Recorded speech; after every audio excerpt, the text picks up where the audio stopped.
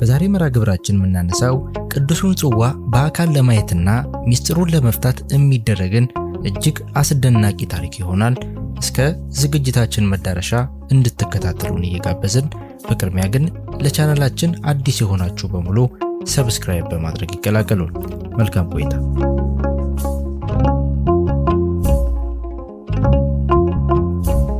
ጠዋት ለኪዳን አባ አክሊሉ ሲነሱ አብሬ ተነስቼ ወደ ቤተ ክርስቲያን ሄድኩ።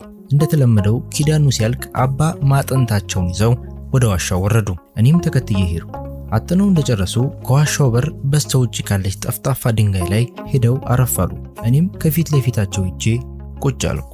ፈገግ ብለው ካዩኝ በኋላ ይህ ቦታ ከ8ኛው መቶ ክፍለ ዘመን በፊት እንደተመሰረተና በኋላም ከግብጽ በመጡ አቡነ ሐራ በተባሉ ጻድቅ እንደተስፋፋ ይነገራል።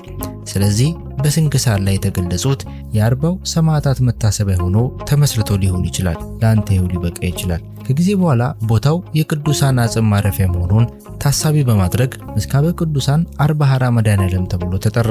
ምስካበ ቅዱሳን ማለት የቅዱሳን ማረፊያ ማለት ነው አሉና ትንሽ አረፍ ብለው እንደገና ቀጠሉ። ባለፈው ጀምሬል እንደነበረው ሁልጊዜ ወደዚህ ዋሻ በመጣው ቁጥር እጅግ ደስ ይለኛል። ሙታን ቢመስሉህም ቅዱሳን ሕያዋን ናቸው አሉ። አባ እንዲያው ድንገት ድፍረት ባይሆንብኝ እነማን ናቸው አልኩኝ። እነዚህ የቅዱሱ ኪዳን ቅርስ ጠባቂዎች የነበሩ ባለቃል ኪዳን ናቸው አሉኝ። ከፍተኛ መንፈሳዊ ክብር የሚሰጣቸው እንደሆኑ በገጽታቸው ጭምር እያስገነዘቡኝ። የቅዱሱ ጽዋ ማለት ሆነው አልኩኝ። አዎን የቅዱሱ ጽዋ አሉና ለዚህ ቃል ኪዳን የታመኑና የተገቡ በመሆናቸው የነፍሳቸውም ጽድቅ ብቻ ሳይሆን እስከ ዳግም ምጽአት ድረስ የከበረ ስጋቸው እንዳይበሰብስ አጽማቸው እንዳይፈርስ በመድኃኔዓለም ቃል የተገባላቸው ናቸው አሉ። አወይ መመረጥ አልኩ ከልቤ። ነው እንጂ ልጄ አሉ አባ። አባታችን ቅዱሱ ጽዋ እዚህ አርባ ሐራ ነው እንዴ ያለው አልኩ ስፈራ ስቸር። አይ አይደለም አሉ። ታዲያ እንዴት ነው ነገሩ አልኩኝ ግራ በመጋባት። የቅዱሱን ጽዋ አገልግሎት ሲጨርሱ የተመረጠችላቸውን ዕለት ስትደርስ በቅዱሱ ጽዋ በተሰዋ መስዋዕት ቆርበው ያርፋሉ። ከዚህ በኋላ ቅዱሱ ጽዋ ካለበት ለረፍታቸው ወደ ተመረጠችው ወደዚች ዋሻ የከበረ ስጋቸው ይመጣል አሉ። እንዴት ነው አስክሬናቸው የሚመጣው አልኩኝ። ከዚህ በታች ባለው ዋሻ አድርጎ እንዲመጣ ይደረጋል አሉ። የፈጣሪ ያለ አልኩኝ። አዎ ልጄ ይህች ሀገር ብዙ ያልተነገሩ አስደናቂ ገቢር ታምራት ይሰራባታል አሉ። አባታችን ቅዱሱ ጽዋ ወደ ኢትዮጵያ እንዴት እንደመጣ ባኮ ያስረዱኝ አልኳቸው። በጸጥታ ብዙ ከቆዩ በኋላ ሁለት አይነት ታሪኮች አሉ። አንደኛው ጌታችን በተሰቀለ ጊዜ ለንጊኖስ የሚባል ሰው ጎኑን በጦር ወጋው። ደምና ውሃም ተቀላቅሎ ፈሰሰ። በዚህ ጊዜ ሊቀ መላእክት ቅዱስ ዑራኤል በብርሃን ጽዋ ተቀብሎ ዓለሙን በአራቱ ማዕዘናት ረጨው። የደሙን እጣቢ ያረፈበት ቦታ ሁሉ የቤተ ክርስቲያን መትከያ ቦታ እንዲሆን በመንፈስ ቅዱስ ተለየ። ከዚህ በኋላ ቅዱስ ዑራኤል በብርሃን ጽዋ በቅድስት ሀገር ኢትዮጵያ በማዕከላዊ ምድር እመጓቆላ ተራሮች ውስጥ እስከ ዓለም ፍጻሜ አኖረው የሚል ነው። በድርሳነ ዑራኤል የተገለጸውና በብዙ ኢትዮጵያ ሊቃውንት የሚታወቀውና የሚታመነው ታሪክ ይህ ነው። ይሁን እንጂ ሌላ ግዘፍ የነሳው የቅዱሱ ጽዋ ታሪክና እውነትም አለን ብለው ዝም አሉ። እኔም በጸጥታ መጠበቅ ያስኩ። በወንጌል እንደምናነበው ጌታችንና መድኃኒታችን ኢየሱስ ክርስቶስ የፋሲካ በዓልን ለማክበር ባለ አንድ ደርብ ቤት ላይ እንዲያዘጋጁለት ደቀ መዛሙርቱን አዘዛቸው። ራትም ከበሉ በኋላ ጽዋውን አንስቶ ይህ ስለ ብዙዎች የሚፈሰው የሐዲስ ኪዳን ደሜ ነው፣ ሁላችሁም ከእርሱ ጠጡ አላቸው። በዚያውም ስለ ሞቱና ስለ ትንሣኤው ነገራቸው። ከከበረው የጌታ ራት ምሽት በኋላ ሦስቱም ደቀ መዛሙርት ይዞ ወደ ጌቴሴማኒ ለጸሎት ሄደ። ሐዋርያት እሞታለሁ ስላለ ተረብሸው ነበርና ስለ ቅዱሱ ጽዋ ትኩረት የሰጠ በመካከላቸው አልነበረም። ይሁን እንጂ ሁልጊዜ በምሽት እየመጣ ከጌታ ዘንድ ይማርና ከቃሉ በረከት ይቀበል የነበረ የአይሁድ ሸንጎ አባል የሆነ የአርማትያሱ ዮሴፍ የሚባል ደግ ሰው ነበር። እንደተለመደው በዚህ ምሽትም ከሐዋርያት ተርታ ባይቀመጥም ተገኝቶ ነበር። እናም ከቅዱሱ ራት በኋላ በጌታ የተመረጠውን ቅዱስ ጽዋ አንስቶ ወደ ቤት ወሰደ። የሚገርመው ጌታ በመስቀል ላይ ሲሰቀል ደቀ መዛሙርቱ ሁሉ ሸሽተው ስለነበር ወደ ጲላጦስ ቀርቦ የጌታን ሥጋ በክብር ለመቅበር የለመነ ይህ ታማኝ ቅዱስ ሰው ነበር። ኒቆዲሞስ ከተባለ ሰው ጋር ከመስቀል አውርደው በንጹህ በፍታና በአዲስ ከተልባ እግር በተሰራ ጨርቅ በሽቱና በከርቤ ቀብተው ሲገንዙት ከግርፋቱና ከመወጋቱ የተነሳ ከሥጋው የፈሰሰውን ደም በቅዱስ ጽዋ ተቀበለ። በዚህም ጌታ የተናገረውን ትንቢት መፈጸሙን አከበረ። ከዚህ በኋላ ለራሱ ባዘጋጀውና ከዓለት ተፈልፍሎ በተሰናደው መቃብር የጌታን ሥጋ በክብር አሳረፉ።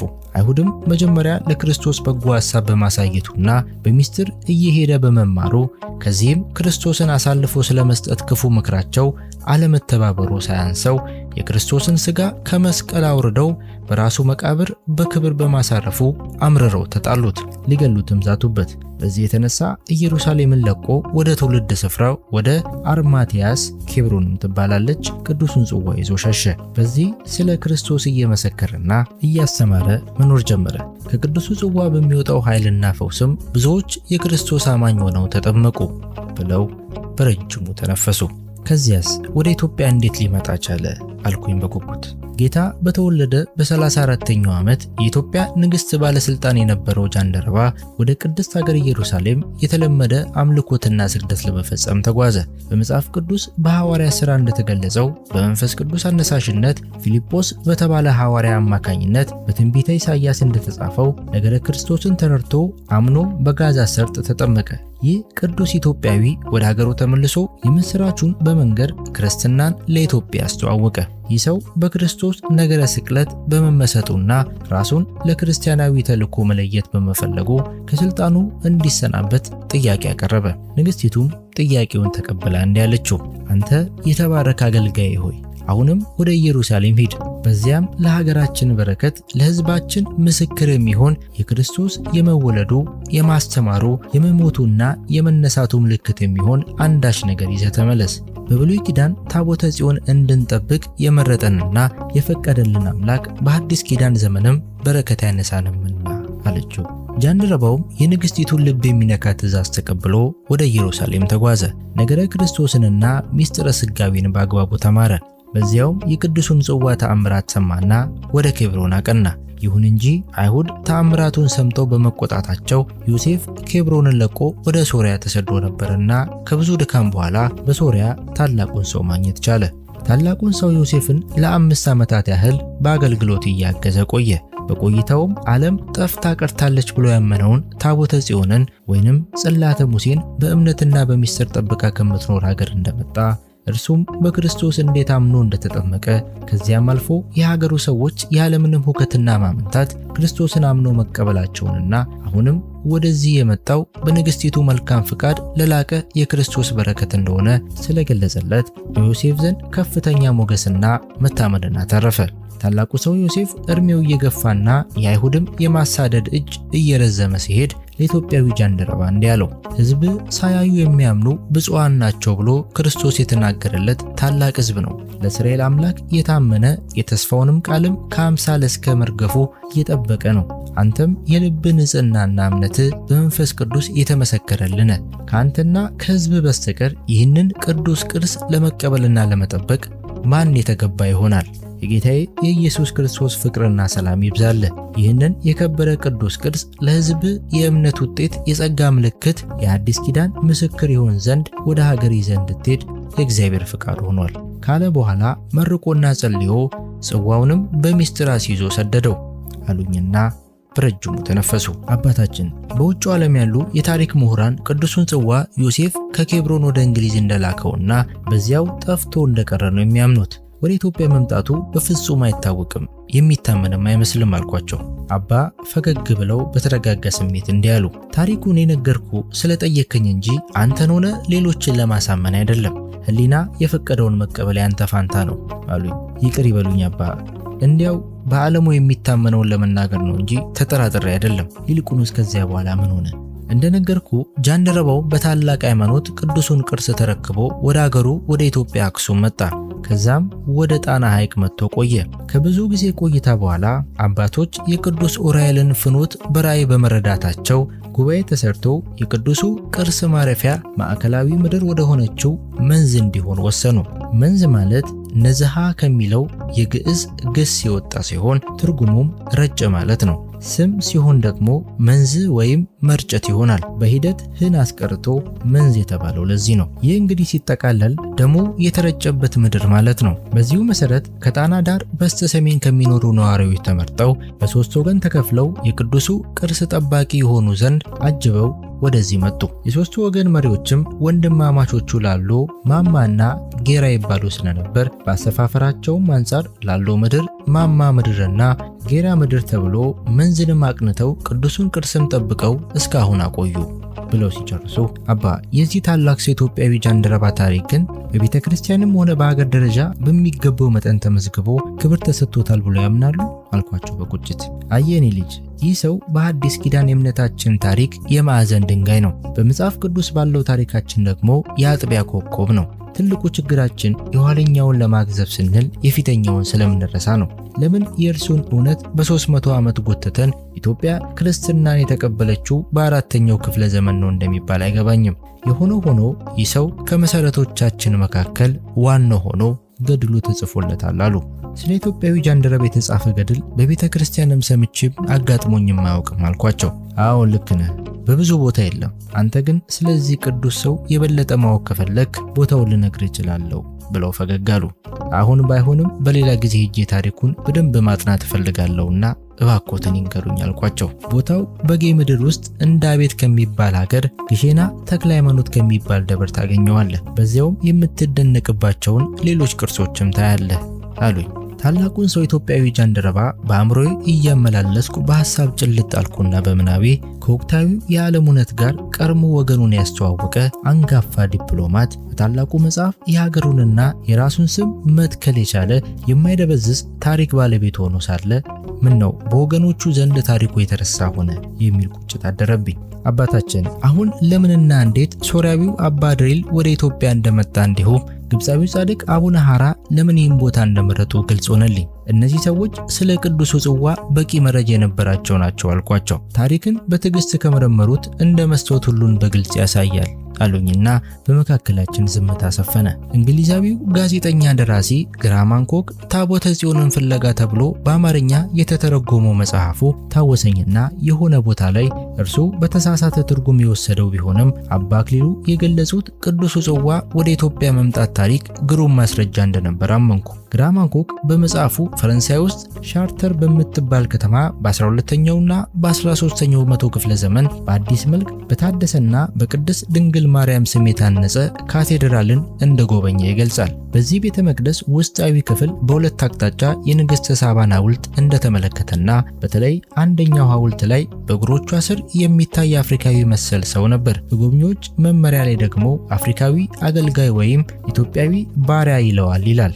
ከዚህ ሐውልት ባሻገር መልከ ጸዲቅ ከቀኝ እጁ በታች ጽንሃ፣ በግራ እጁ ደግሞ መያዣው ቀጠን ረዘም ያለ ጽዋ ይዞ ተስሏል። በውስጡ ግን ፈሳሽ ሳይሆን አምድ ይዟል ይልና በመልከ ጸዲቅ ሐውልትና በንግሥተ ሳባ ሐውልት መካከል ሰረገላ ወደ ንግሥተ ሳባ አቅጣጫ ሲጓዝ ይታያል ይላል። ግራሃም ሃንኮክ ይህን አገጣጥሞና ከክብረ ነገሥት ጋር አያይዞ ጽላተ ሙሴ ከእስራኤል ወደ ኢትዮጵያ ለመምጣቱ የመነሻ መላምት አድርጎ በመጽሐፉ ላይ አቅርቦታል። ታቦተ ጽዮን ወይንም ጽላተ ሙሴ በኢትዮጵያ ለመገኘቷ ጠንካራ ማረጋገጫ እንዳለ ቢታመንም ከላይ የቀረበው ማስረጃ ግን ቅዱሱ ጽዋ ወደ ኢትዮጵያ መምጣቱን በግልጽ የሚያስረዳ እንጂ ግራሃም ሃንኮክ እንደተረዳው ለታቦተ ጽዮን የሚሆን አይመስለኝም። መልከ ጼዴቅ የሚታወቀው ከስንዴና ከወይን መስዋዕትነትን በማቅረብ የክርስቶስ ምሳሌ ሆኖ ነው። በመሆኑም መልከ ጼዴቅ የያዘው ጽዋ ከታቦተ ጽዮን ይልቅ በቀጥታ ለአዲስ ኪዳኑ ጽዋ የቀረበ ይመስላል። የሚገርመው ሐውልቱን ከሚያሳየው ፎቶ ስር ደግሞ መልከ ጼዴቅ ጽዋውን ጨብጧል። በውስጡም ድንጋይ አለው። ከዚህም ጋር የወልፍራም ቦንን ግጥም ማገናኘት ይቻላል። እርሱም ቅዱስ ጽዋ የተባለው ድንጋይ ነው ተብሎ የተጻፈ የስዕሉ መግለጫ መኖሩ ነው።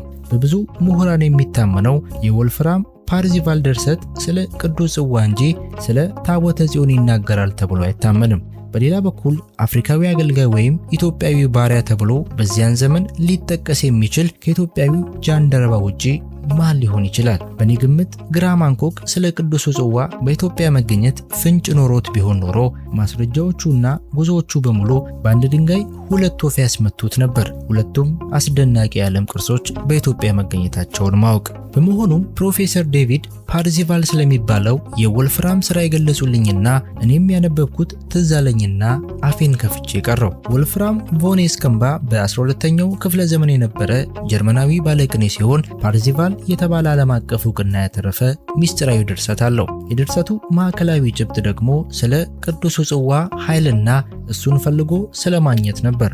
አንድ አውሮፓዊ መስፍን ከጥቁር ንግስትና ከአንድ ነጭ ሴት የተወለዱ እንዳሉትና ከሁለቱ ልጆች መካከል ከአውሮፓዊ ሴት የተወለደው ፓርዚቫል ቅዱሱን ጽዋ እንዳገኘው ይተርካል። ይህን በተመለከተ ፕሮፌሰር ዴቪድ እንዲህ ብለውኝ ነበር። በዚህ ቅኔ ውስጥ ያለው ቁም ነገር ከአውሮፓዊ መስፍንና ከጥቁር ንግስት የተወለደ ወጣት የፍለጋው ተካፋይ መሆኑ ነው እንጂ ነጩ ፓርዚቫል ቅዱሱን ጽዋ እንዳገኘ መተረኩ የዘመኑን የአውሮፓ መሳፍንትና የሃይማኖት መሪዎች ለማስደሰት ብቻ ይሆናል በማለት ብዙዎች ይጠረጥሩታል። እኔን ያስደነቀኝ ግን በወልፍራም ቅኔ ውስጥ እንዲህ የሚል መኖሩ ነው። ቅዱሱን ጽዋ ለመመልከት የታደለ ሰው ታሞም ቢሆን ይድናል፣ በዛች ሳምንት አይሞትምና የቻለውን ያህል ዘመን ጽዋውን ቢመለከት የፊቱ ጸዳል ሳይቀር እንደ ልጅነቱ እንደለመለመ ይኖራል ይልና ድንጋይ የተባለው ቅዱስ ጽዋ የሰው ልጅ አጥንትና ስጋ ከመበስበስ ታድጎ ለምለም ያደርገዋል ይላል። የፈጣሪ ያለ በዋሻ ውስጥ የተከማቹት ያልፈረሱ አስክሬኖች ሚስጥርም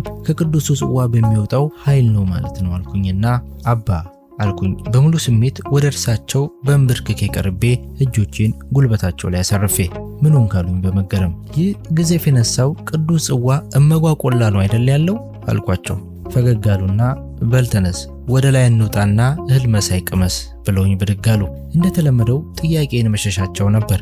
አንዳንዴ ከትዕግስቴ በላይ ይሆኑብኛል። ሆኖም ውስጤ በጣም እየተነጫነጨ ተከተልኳቸው። ምግብ ከተመገብን በኋላ አባ ሐሳብ በማስቀየስ ስልት የባጤ ቆጡን ያወሩን ጀመር። ስናወራ ውለን መሽቶ ጉባኤ ተጀመረ።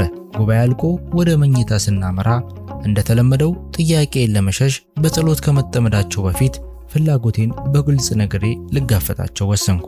አባታችን እኔኮ ብዬ እንደማቅማማት ካልኩ በኋላ እኔኮ በእናንተ በአባቶች ያነሳሽነት ባገኘኋቸው ምልክቶች በመመራት ቅዱሱን ጽዋ ፍለጋን የመጣሁት አልኳቸው። ትንሽ ዝም ብለው ከቆዩ በኋላ አዎን ተረድቻለሁ አሉኝ። እንግዲያውስ አባቴ ቅዱሱን ጽዋ ማየት እፈልጋለሁ። አዎን ብዙዎች ሊያዩት ይፈልጋሉ።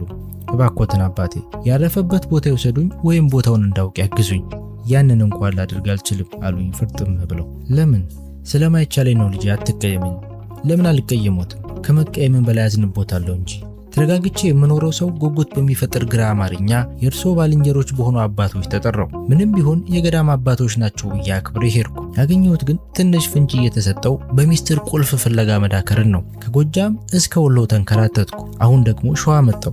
በመሃሉም ትርጉም ፍለጋ አሜሪካ ድረስ ሄድኩ። ምናልባት እንዳውቀው ፈልጋችሁ ከሆነ በግልጽ ቢነግሩኝ፣ ቅዠት ከሆነም ወደ ኑሮዬ ብመለስ አልኳቸው መረር ብዬ። እውነት ነው የጠራን በረከትን በእምነት እንድትቀበል ወዲህም የትውልዱን ሕመም እንድታውቅ ነው። አንተ ደግሞ ሁሉን የማወቅ ጉጉትና ወረት የሚንጠው የዚህ ትውልድ ናሙና ነህና ትጠራና ትማር ዘንድ ይገባ ነበር አሉኝ። ፍላጎታችሁ ትምህርት መስጠት ከሆነ ታዲያ ይህን ያህል ሚስጥራዊ ማድረግ ለምን አስፈለገ? ሁሉን ነገር ትውልዱ ቢያውቀው ምን አለ? ታሪኩን ሚስጥር፣ መድኃኒቱን ሚስጥር፣ ቅርሱን ሁሉ ሚስጥር ማድረግ ምን ይጠቅማል? እኛስ የክርስቶስ ፍቅር የለንም? የቃል ኪዳኑ በረከት አይገባንም? እጅግ ሚስጥራዊ ከመሆናችሁ የተነሳ ከትውልዱ ጋር የሚያገናኝ ቅብብሎች ድልድይ መስራት አልቻላችሁም። እንደኔ ያለውን በከተማችን በቅርብ ካሉት ካህናትና አገልጋዮች ጋር ብቻ እየተጋጨና እየተፋጨ እያማና እየናቀ እንዲኖር ፈረዳችሁበት። እውነት ከሆነ ይህ ብቻ እንኳን እናንተን አያስጠይቃችሁ አልኩኝ በምሬት። አየህ አሉ ሲቃ በተሞላበት ድምጸት። የንግግራቸው ያጀማመር ሁኔታ ስሰማ ግን የተኛን አንበሳ የመቀስቀስ ያህል ቀይ መስመር እንዳለፍኩ ገባኝ። ቢሆንም ግን ምርጫ አልነበረኝም። ሰማህ አሉኝ። በአፍላት ትጀምራላችሁ፣ በወረት ትተውታላችሁ። ያወቃችሁትን ትረሳላችሁ፣ ያላወቃችሁትን ለማወቅ ትጥራላችሁ። የያዛችሁትን ትረግጣላችሁ፣ የረገጣችሁትን ትይዛላችሁ። ምኞታችሁ ልክ የለውም፣ አምሮታችሁ ብዙ ነው። ያማራችሁን ስታገኙ ወዲያው ይሰለቻችኋል። ተው የተባላችሁትን ትሽራላችሁ፣ የተከለከላችሁትን ትደፍራላችሁ፣ የተፈቀደላችሁን ችላ ትሉታላችሁ። ቤተ መቅደስ እንዳትገቡ ብትከለከሉ ወደፊት ቤተ መቅደሱን በመስተዋት ሰርታችሁ መቅደስ ባትገቡም እንኳን ሁሉን ከውጭ ሆናችሁ ማየት ትፈልጋላችሁ። ሁሉን ማወቅ ትፈልጋላችሁ፣ ከአንዱም ግን አትጠቀሙበት። ሁሉ አላችሁ ግን ባዶአችሁን ናችሁ። ሃይማኖት እንጂ እምነት የላችሁ።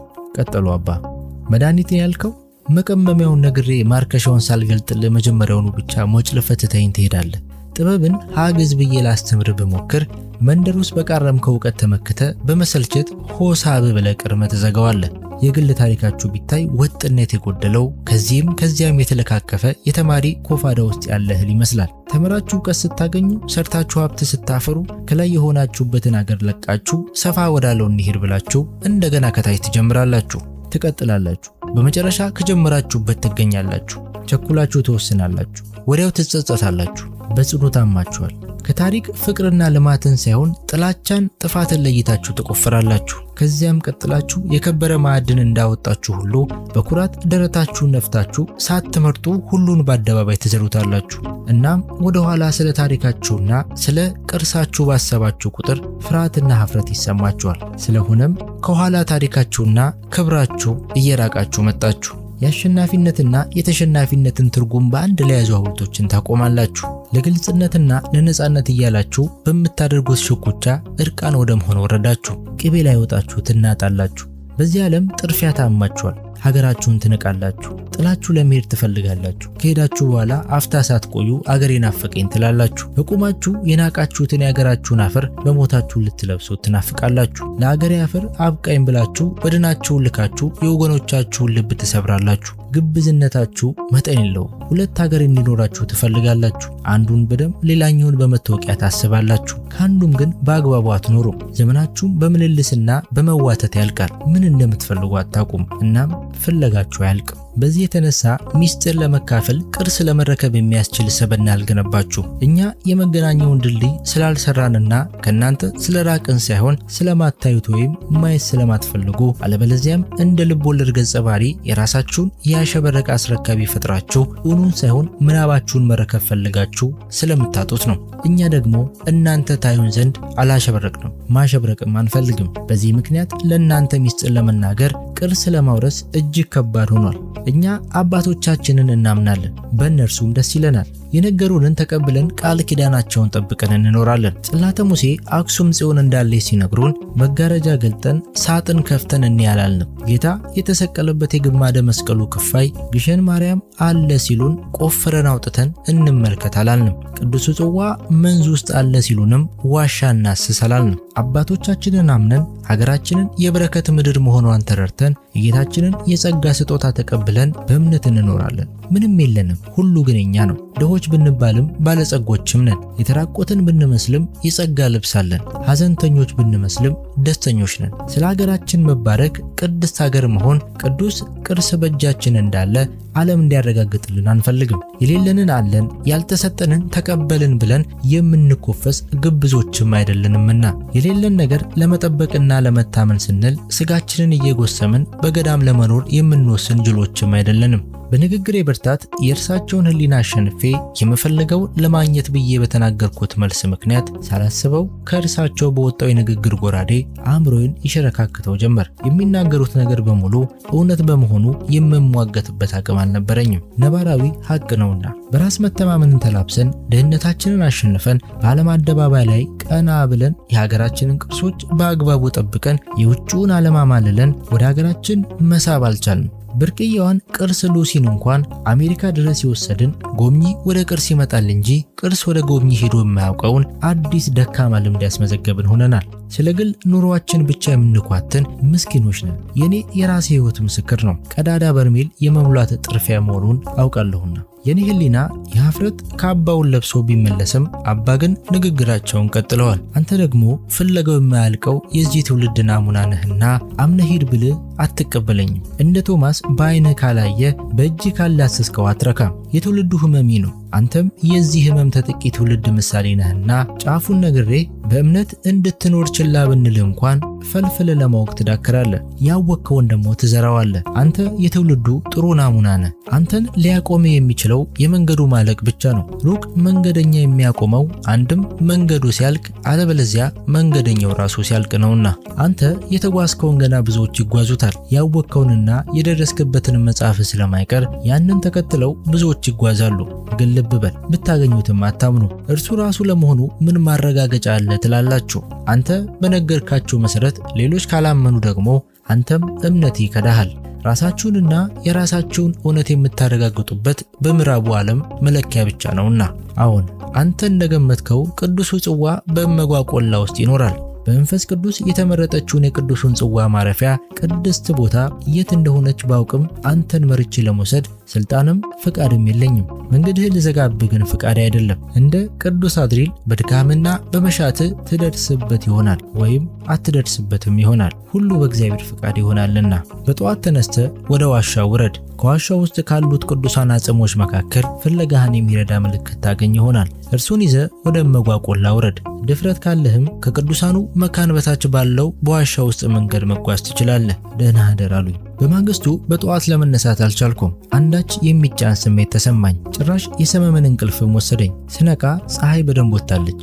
ድንገት ከመኝታዬ ተስፈንጥሬ የተነሳውና ልብሴን ለባበስኩ። ለብሼ ሳበቃ ምን ማድረግ አለብኝ ብዬ በቆምኩበት ሐሳብ ውስጥ ገባው። አባ ያወረዱብኝን መዓት ልረሳው አልቻልኩም። የንግግራቸው ምት ክፉኛ ቢያቆስለኝም የሆነ ወኔ ውስጤን ሲገፋው ተሰማኝ። እንዲህ ያልኩ፣ የትኛውም ትውልድ አባል ለመሆን ምርጫ የለም። በቃ ዘመን ከአንዱ ትውልድ ላይ ጥለሃል። በዚህ ትውልድ ውስጥ ትውልዱን መስለ ከትውልዱ ጋር እየተፋለምክና እየተፋቀርክ ትቀጥላለህ። እኔ የዚህ ፍለጋው የማያልቀው ትውልድ አካል ነኝ። የነ አባ አክሊሉ ትውልድ ለመሆን ጎትቶ ወደዚያ ዘመን የሚወስደኝ ኃይል የለኝም። ፍላጎቱ ቢኖረኝም የመገናኛውን ድልድይ የማውቀው አይመስለኝም። ለዚህም ተጠያቂው ማን ነው ብል የሚመልስልኝም አላገኝ ይሆናል። እንደ አብዛኛው የዚህ ዘመን ትውልድ ሰው ልቤን ያጓጓውን እየተከተልኩ እኖራለሁ። አሁን ፍለጋው የማያልቀው ትውልድ አባል ነኝና አልኩና ወደ ዋሻው በስሜት እየተንደረደርኩ ወረድኩ። ከዋሻው ስደርስ አባ ከተለመደው ቦታቸው ላይ ቁጭ ብለው ዳዊት ይደክማሉ። ጸሎታቸውንም ላለማቋረጥ ዝም ብዬ ቆምኩ። እንደምን አደርክ ብለው መስቀላቸውን ዘረጉልኝ። እግዚአብሔር ይመስገን ብዬ ተሳልሜ ሳበቃ ፊቴን ወደ ዋሻው በር አዙሬ ቆምኩ። አባ ጸሎታቸውን ቀጠሉ። ወደ ዋሻው እንድገባ የፈቀዱ መሰለኝና ወደ በሩ አመራው። መቼም ምኑ ልበደንዳና ነው ሳይሉኝ አይቀርም። የዋሻውን በር አልፌ ወደ ውስጥ ስዘልቅ የዋሻው ውስጥ ቅዝቃዜ ከጥልቅ ዝምታው ጋር ተዳምሮ በአስክሬኖች መሃል መቆሜን አረዳኝ። ድንገት መጠን የሌለው ፍርሃት መጣብኝና ሚዛኔን እስክስት ድረስ ተሸበርኩ። በዚህ በገደል አፋፍ ላይ በጉም ተሸፍኖ በበርካታ ያልፈረሱ አስክሬኖች ተሞልቶ በዝምታ በተከበበ በአለት ዋሻ ውስጥ ምን እሰራለሁ? እንዴትስ ምንስ ነው የምፈልገው? በሚል የገደለ ማሚቱ የሚመስል ሐሳብ በላዩ በአእምሮ ይመላለስ ጀመር። ሳላስበው አስክሬኖቹን ፊት ለፊት እያየው ወደ ኋላ ወደ በሩ ሸሸው።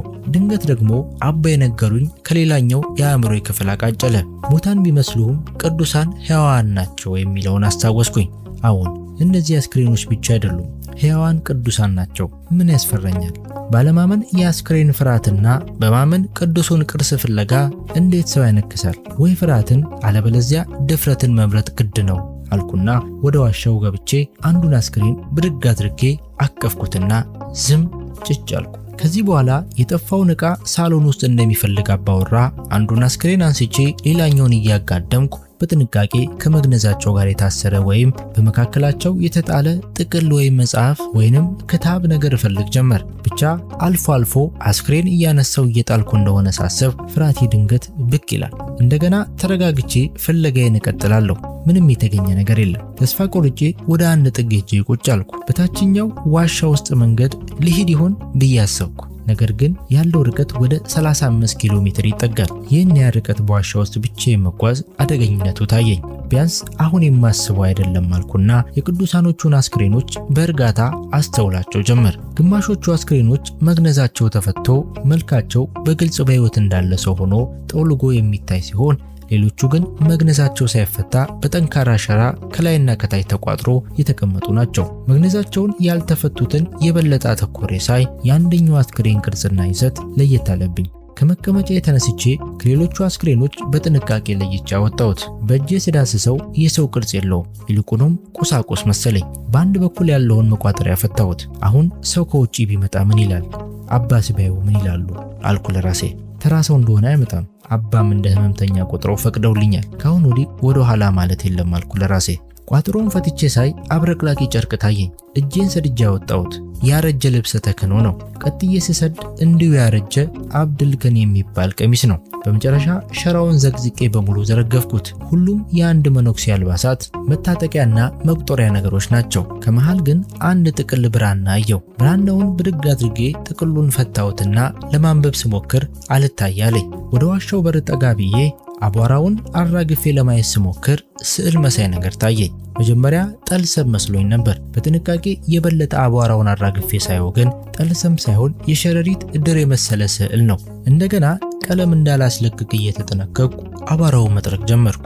በሸረሪት እድር መሳይ ስዕሉ ላይ ቁጥሮች፣ ፊደሎችና ምልክቶች ተነቅሰውበታል። አንዳቸው አንዳቸውን በመክበብና ሌሎቹ ደግሞ ከመሃል ወደ ውጪ እንደ ጨረር በሚወጡ ቀጥታ መስመሮች የተሰራ ስዕል ነው። ወደ ጠርዝ ያለውን ክፍል እንደገና አጽድቼ ስመለከተው አንድ ጽሑፍ ያለ መሰለኝ። ወደ ውጭ ወጥቼ ደብዛዛውን ፊደላት ሳስተውል የግዕዝ ናቸው። ከብዙ የጥንቃቄ ጠረጋ በኋላ ፊደሎቹን አጥርቼ በማየቴ አገጣጥሜ ሳነባቸው ድንገት በደስታ ይሁን በድንጋጤ ሰውነቴ ባለበት ደርቆ ቀረ።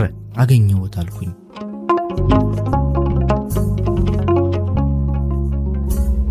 ዛሬ ያዘጋጀንላችሁን መርሃ ግብር እዚህ ላይ ገታን። በቀጣይ በሌሎች ዝግጅቶች እንገናኛለን። ቻናላችንን ሰብስክራይብ በማድረግ የኛ ቤተሰብ የሐሳባችን ተጋሪ ትሆኑ ዘንድ ጋበዝን።